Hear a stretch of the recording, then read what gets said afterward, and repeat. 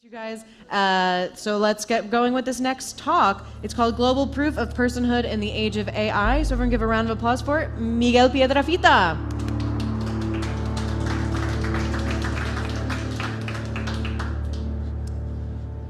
Yeah, everyone.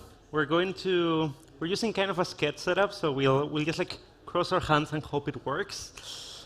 I think the crop is fine, so as long as you can see the slides, it's fine. Anyways, hi everyone. I'm Miguel, and I'm here to talk about World ID. And not only what it is, but also why it's necessary, how it works, if the Wi-Fi and the time allows, and everything related to how the new challenges that new technology are bringing to us can be solved with more new technology. And so usually I would start this talk talking about WorldCoin and how it started. It started like as a way to distribute currency to everyone, to bring crypto to more people.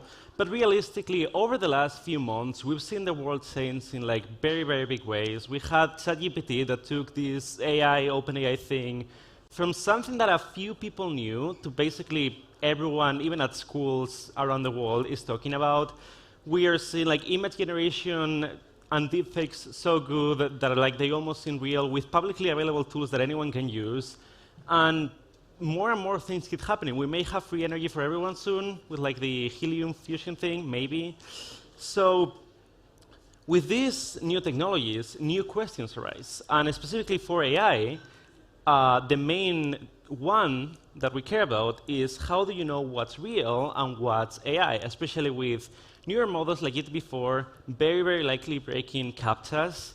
And also, how do we make sure that this like great accelerator of value that we're making this AI, maybe AGI at some point, will be fairly distributed, everyone can access it, all those questions. And what we found at WorldCoin is that at the root of all of these questions is the topic of personhood. And basically, we set out to build the largest network of real humans. And this is an economic network, but also an entity network. And we want to build this network of humans, and we want to make sure that we decentralize and give away its ownership to everyone, so that no one is governing but everyone. And the main question that arises when thinking about this and when trying to build this thing is, OK, sure, like how do you know who's a unique human being? And this has a bunch of challenges, because it's not like we can just like ask everyone for their IDs. First of all, that would be really bad privacy-wise. We've had an entire talk before this talking about privacy. Second of all, we want this to be human. And there's a lot of humans that don't have IDs, either because they're in like countries that don't issue IDs, because they don't want to give it to us, because like there are many reasons. And so the conditions that we set for ourselves is we wanted to build something, a solution, that was private, as in you didn't need to give us all data, that was inclusive in that everyone could participate in it, and that was robust in that, well, you couldn't break it. And so we started looking for solutions. How do you identify humans following these rules?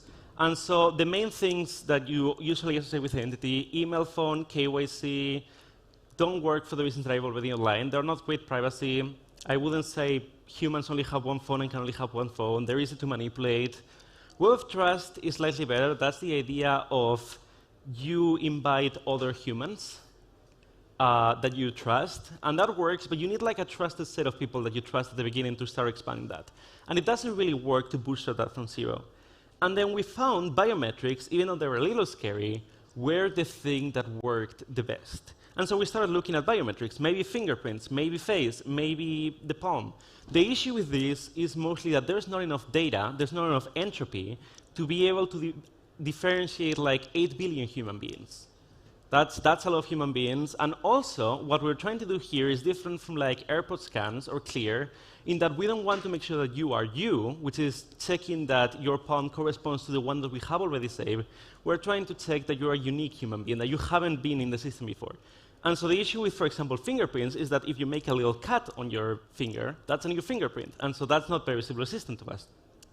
DNA is kind of a solution, but other than it being really scary to give like a random orb your DNA, it's also very expensive to process and very slow, and it doesn't really work. And we found that iris was the sweet spot.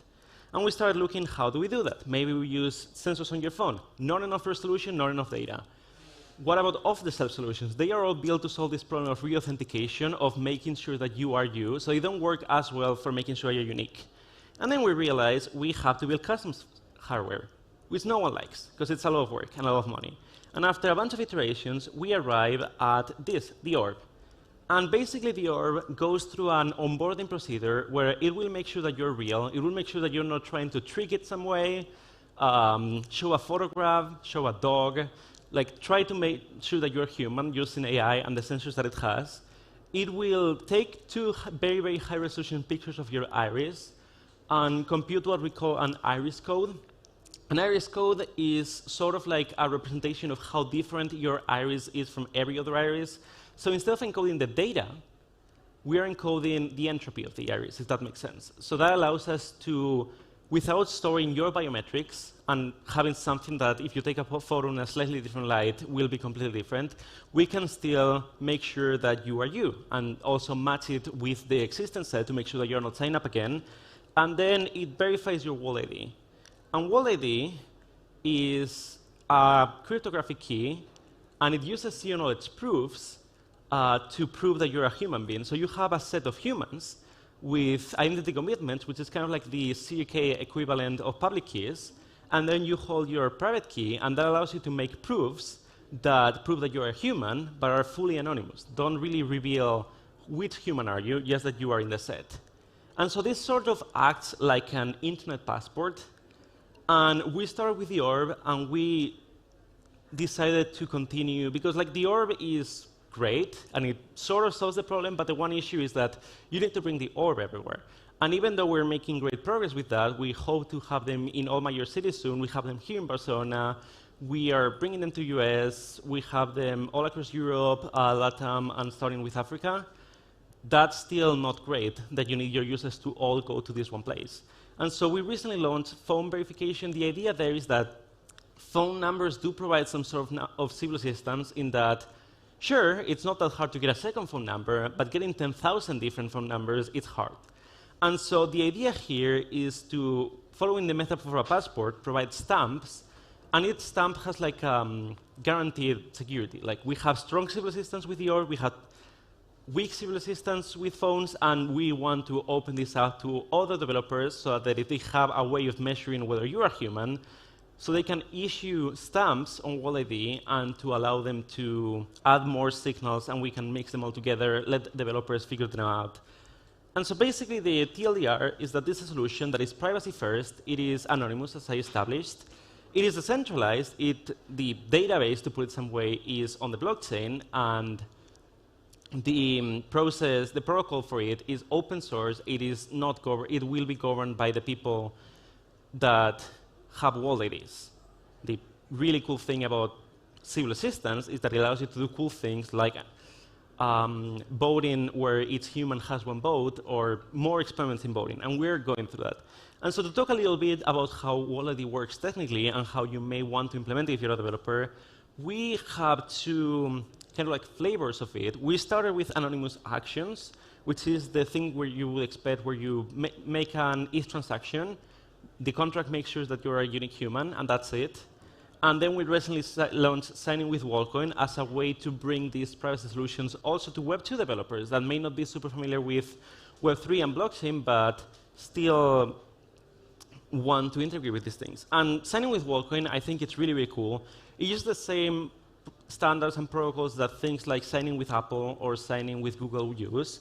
And so if you have something like Auth0 or any alternatives that allow you to configure sign-in without using any code, you can just add a button that says continue with Wallcoin, and that's it. You've done the integration. No code required. And so basically how that will work is when users click on that, they get redirected to this page, and then they take out their phone. They have the Walled app, which is a wallet that we're building that also includes this Walled ID mechanism. They scan the QR code, and then they phone generates a proof, sends it to the web, we verify it, that's it. For on-chain, the procedure is sort of similar. You have a model that you integrate into your app, and so when scanning that model, it generates a proof, and then you can send that to your backend or to your smart contract to verify. And the really good thing about this is that it doesn't only work on web and mobile, but also on-chain. without any trust assumptions or like that the set of entities is unique. And it is really, really easy to integrate. I would love to have a demo, and I'm going to try, but like if the Wi-Fi doesn't allow, we'll have to interrupt that because you never know. So let's see if this works.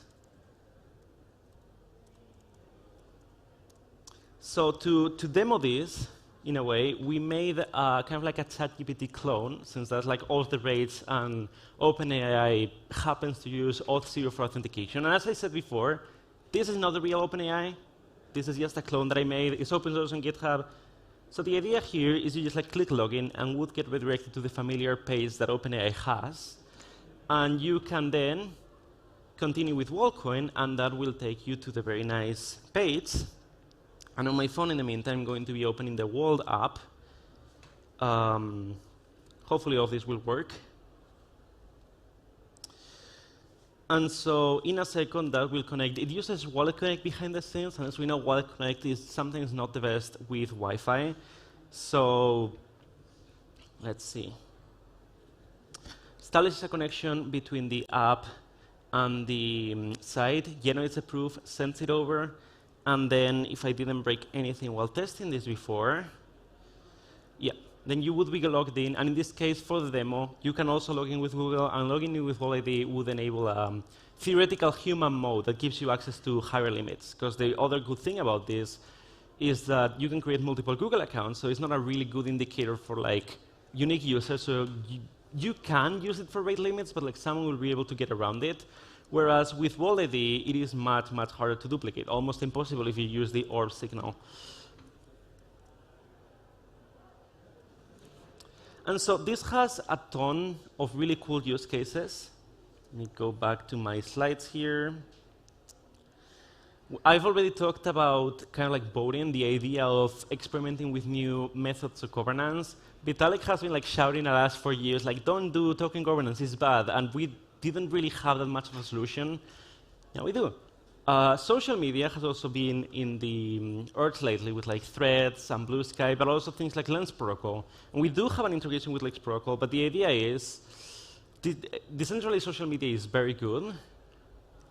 The building decentralized algorithms, like algorithms, bring your own algorithm kind of thing, is also like a really cool primitive. But the main issue is, since everything is open data and blockchain doesn't really differentiate between users and machines, it's really easy to game, and it's really easy to manipulate, and most of the signals that you would rely on before, on Twitter, for example, don't really work because you cannot like gate access to it. And so something like WallID can be used as one of the signals, maybe, along with other things like analyzing the post or stuff like that, to make use of, give more data to the algorithm so they can better filter out the spam and the bots. Stuff like airdrops, that's the reason why we started building in the first place, to make this wall token and bring crypto to everyone. I can talk more about that if I have time later. And also the things like doing promotions, doing like one-off coupon codes, events, general finance, and stuff like that. And so the summary is, WallID is a private and decentralized passport and digital identity that gives internet-first proof of personhood, which is something that didn't really exist before. You could sort of approximate with KYC, but that's very cumbersome. And we are starting with Orban Phone, and we want to open it up to more stamps over time so that more people can integrate and incorporate the graphs and data sets that they already have and everyone can use. I'm going to do some questions from the audience now. If you have any, there's a QR code there. So for example, there's a question from E. Jacob, I think. It says, would blockchain and AI collaborate in a scary world which governments won't allow? And the way that I understand this question is, I would say, the idea about blockchain is that it is unstoppable. If you can kind of like limit the on-ramps and off-ramps, but people always manage to a way to sneak through. And AI is more centralized in the sense of like, for the big AIs, like it before, you need like a big data set, and that's like easy to track down. But we've seen a lot of progress with open source AI, things like Llama by Facebook that they open source and that can run even on like a Nintendo 3DS with like decent accuracy. So I'm not sure exactly what collaborating in a scary world means, but I feel like they're both, like, especially blockchain, but also AI, are technologies that are becoming increasingly like local and decentralized. And while it probably is going to take a lot of time until we figure out a way to get like the very smart models into our local computers without like a ton of hardware that is like hard to track and block. The good news is like most of the hardware was used for mining anyway, so we already have a bunch of that, and then also we'll find better ways to decentralize that and bring that to our phones and to our computers over time. I think that's the only question that there is on the board, so if anyone has any questions here. Otherwise, I can talk a little more about WorldCoin maybe for like a minute, and then we were already over time before, so give some time back to the folks here. So basically, the idea of WorldCoin, other than the World ID which we're building, we're also building World App, and the idea behind World App is to make the absolutely simplest wallet. Everyone is talking about like the wallet that your grandma can use. And so we wanted to build a wallet that doesn't have NFTs, doesn't have like connect to a website. There's like the absolute minimum. You can onboard dollars via USDC, and you can use that to buy and sell Ethereum, Bitcoin, and DAI, but still making in a decentralized way. It's Gnosis safe. We deploy Gnosis safe for each user that gets registered, and we want to add little features over time, but we want to keep it very, very simple and very little like feeling more like PayPal or Cash App than like a crypto wallet. And since the whole purpose of WorldCoin is to take these orbs and bring them all around the world and quite literally go around the streets preaching crypto and onboarding people to crypto, being like, hey, this is crypto. We'll educate you, we'll give you some tokens to get started, and we'll also give you this proof of personhood stamp so that you can browse the internet better prepared than you were before. It's very important that these wallets are like very simple to use. And again, everyone is talking about bringing the next million users to crypto, and as of right now, WorldCoin, I think, has almost 2 million users all around the world that has been onboarded with the orbs, and that most interestingly are not crypto native. Like, our approach to bring these orbs, we've started bringing them to the conferences recently, but the bulk of our users have been to be in shopping centers, to be in like in the streets, train stations, in all around the world, in Portugal, in Kenya, in Argentina, in France. Now we're starting to like bring them to the US, London, and actually bring crypto new users and try to convert them into crypto natives in a way. And so I think that is really, really cool, the fact that we are teaching people about crypto and also like making sure that they are prepared for whatever happens. Okay,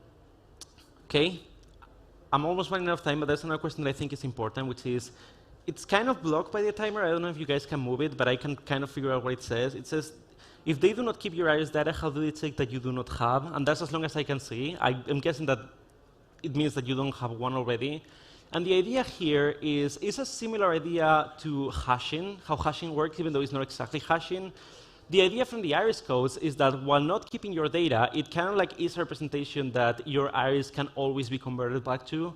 Not exactly the same, but if they're like really close, you can assume that they are the same person. And so the idea there is that by comparing if the iris code already exists, the iris is like a format that has a lot of data, and the iris code kind of like reduce that data, kind of like hashes it, even though, again, it's not exactly hashing, to make sure to turn into something that cannot theoretically be replicated back into the full photo of the iris, but can still reproducibly generate the iris code to make sure that you are the same.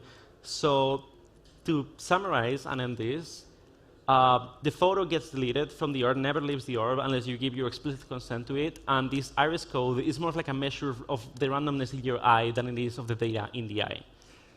So yeah, that's it. If you want to learn more about WorldCoin, you can go to worldcoin.org. As I said, there's orbs here around Barcelona, so if you download the app, you'll be able to go and hunt for them. And where you're from, whatever that is, there's probably some too, so go check that out. And yeah, thank you.